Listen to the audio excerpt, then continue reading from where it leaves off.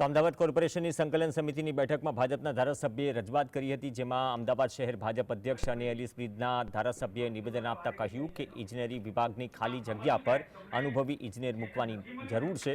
શહેરની પોતાની આગવી ડિઝાઇન બનાવવા માટે કાયમી સ્ટાફ સાથેનું માળખું પણ બનાવવું જરૂરી છે। વધુમાં તેમણે કહ્યું કે દરેક વોર્ડમાં ફૂડની ચકાસણી માટે યોગ્ય ભવન બનાવી 3 દિવસમાં રિપોર્ટ આવે એવી વ્યવસ્થા ઊભી થવી જોઈએ। હેરિટેજ સિટી અમદાવાદમાં બોગસ એનઓસી મારફતે થતા બાંધકામો સામે કાર્યવાહીની પણ માંગ કરી।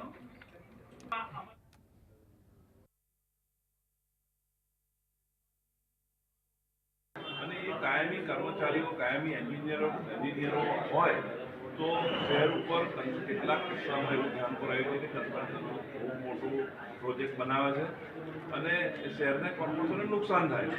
કોર્પોરેશનનો પોતાનો જ એન્જિનિયર હશે તો એ ઇકોનોમિકલ શહેરને વાયેબલ થાય એવો પ્રોજેક્ટ બનાવશે, એટલે પોતાનું ડિઝાઇન યુનિટ બનાવવાની મારી માગણી હતી। શહેરમાં ખાધા ખોરાકીમાં એડલ્ટેશનની સામે દરેક વોર્ડમાં એક અધિકારી હોવો જોઈએ, એની ટીમ હોવી જોઈએ અને અત્યારે 40 દિવસે રિઝલ્ટ આવે છે। આજે કોઈ પણ ફૂડનું સેમ્પલ લઈ જાય તો 40 દિવસ સુધી એનું સેમ્પલનું રિઝલ્ટ નથી આવતું, એના બદલે 2-3 દિવસમાં જ આવી જાય એવી પ્રક્રિયા કરવા માટે મેં માગણી કરી।